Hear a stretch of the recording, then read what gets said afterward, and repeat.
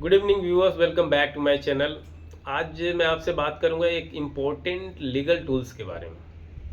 मैं बताऊंगा कि इस लीगल टूल्स के इम्पोर्टेंस क्या हैं, क्या इसके महत्व हैं और क्या इसके उद्देश्य हैं, किन किन चीज़ों को ध्यान में रखना चाहिए जब भी ये टूल्स का इस्तेमाल किया जाता है। तो सबसे पहले मैं आपको बता दूं ये टूल्स है क्या।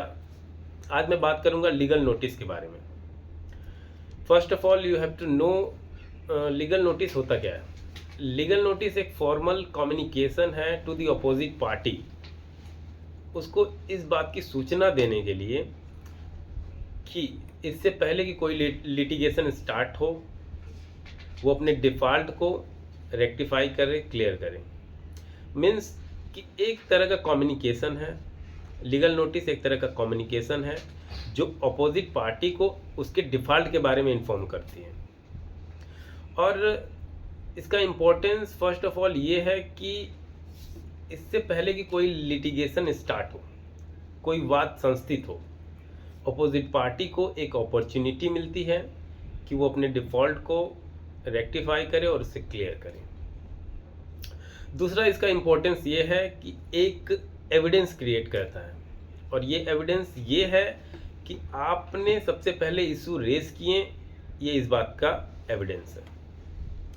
तीसरा इसका इम्पोर्टेंस है कि अपोजिट पार्टी पे एक प्रेशर बिल्ड करता है। जैसे ही लीगल नोटिस अपोजिट पार्टी के यहाँ पहुँचती है, मोस्ट ऑफ द क्लाइंट, मैंने अपने प्रैक्टिस के दौरान ये देखा हुआ है, बहुत सारे जो क्लाइंट्स हैं वो सेटलमेंट के लिए एग्री हो जाते हैं जैसे ही उनके पास लीगल नोटिस पहुँचती है। तो ये रही इसकी तीसरी इम्पोर्टेंस। और अब मैं आगे बात करूँगा कि ऐसी कौन कौन सी चीज़ें हैं जिनको आपको ध्यान में रखनी होगी जब भी आप लीगल नोटिस प्रिपेयर कर रहे हो, ड्राफ्ट कर रहे हो।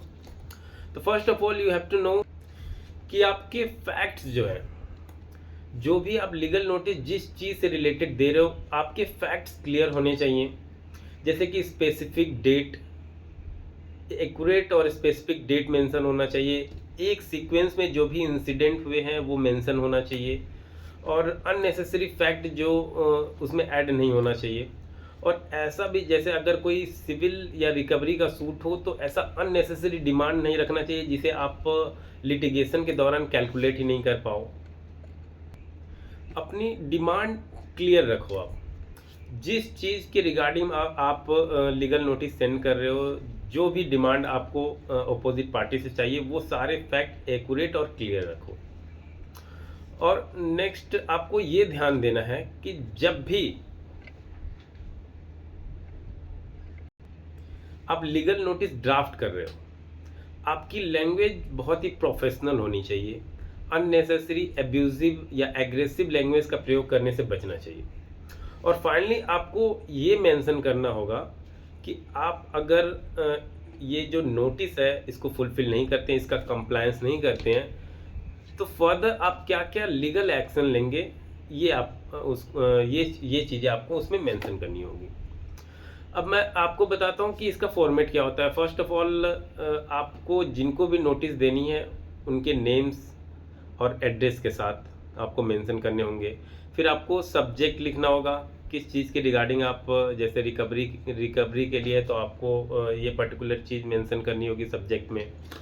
उसके बाद रिकवरी के बाद आप जो भी इंसिडेंट हुआ है, जैसे जैसे वो हुआ, जिस सीक्वेंस में हुआ है, वो सब सारी चीज़ें आपको लाइन बाय लाइन मेंशन करना होगा। और फाइनली आप जो भी डिमांड है, आपकी जो भी डिमांड है उनसे, वो सारी चीज़ें उसमें इंक्लूड करनी होगी। और लास्ट में एडवोकेट के उसमें सिग्नेचर्स होते हैं, एडवोकेट के थ्रू ये भेजा जाता है। And that's all.